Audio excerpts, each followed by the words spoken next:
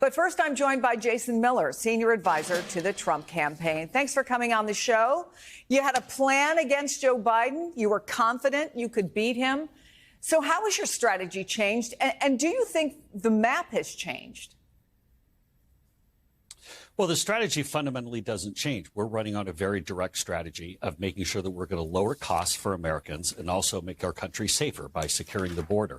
And as we start heading into the return of kids going back to school and parents are having to spend more money on things such as new school clothes and new expenses, and people are reminded again how much more expensive things are under Joe Biden and Kamala Harris, that's another thing that we think will bring that front and center. Because keep in mind, yes, the Democrats have a new person at the top of the ticket with Kamala Harris, but Kamala Harris still very much owns all of the entire Joe Biden record. Plus, Kamala Harris has her own more left of center, as I would even say, radically liberal record herself.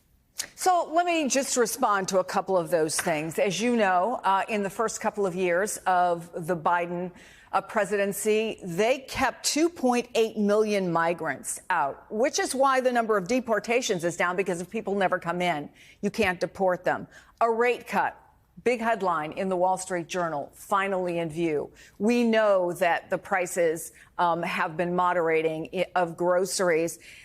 But it's not for us to debate that. It's for the candidates to debate that. You have said or said in the past that Donald Trump would debate. Is that still good?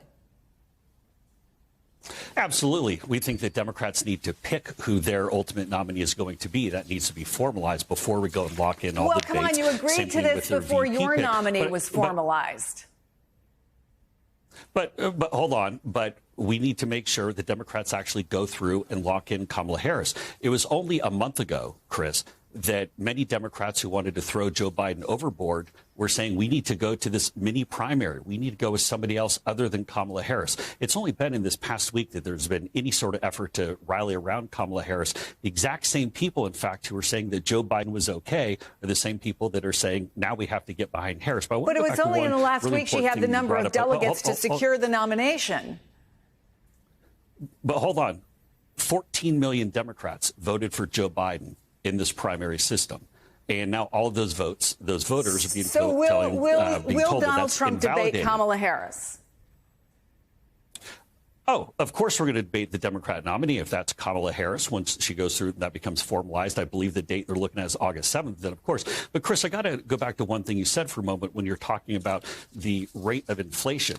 The fact of the matter is everything is still getting much more expensive. We're at about 20% cumulative inflation right now. Energy costs are up about 50%. As we've seen from reporting in the New York Post and other places, mortgages are up 90%. Chris, people are being crushed all around the country. It's not going down. Things are still getting more expensive, maybe just slightly less fast. Every day we're opening up the newspapers or turning on the television and seeing these horror stories like the murder of Laken Riley or Rachel Morin or Jocelyn Nungry. And these are the types of things that voters are looking at. They're saying which of these candidates can actually go and turn the country around. Only a few short years ago, President Trump had us at this fantastic economy. But then now, under the Biden-Harris administration, we've seen effectively what amounts to a $28,000 household tax increase. That's effectively what it is with the inflation going up. People want a different direction. That's what we're going to do with President Trump and Senator Vance. So what we have seen is that the polls have tightened. The fundraising has tightened. So what is your proof that that statement is true? If anything seems to be true, is that is a tougher race for Donald Trump than it was just a week ago. Actually, I disagree with that as well. I mean, what we've seen is Kamala Harris is You don't buy the polls, or do you have different internal polls? But hold on. But President Trump is still leading, whether it be nationally, whether it be in the battlegrounds. Within the margin of error. Joe Biden, some of those, but still and by leading. less than he was with Joe Biden on the ticket. You look at 8 years ago. But hold on. But you look at where President Trump is. President Trump is still the front runner in this race. The one other bit of caution I'd offer, Chris, is that Democrats really need to worry about buyer's remorse.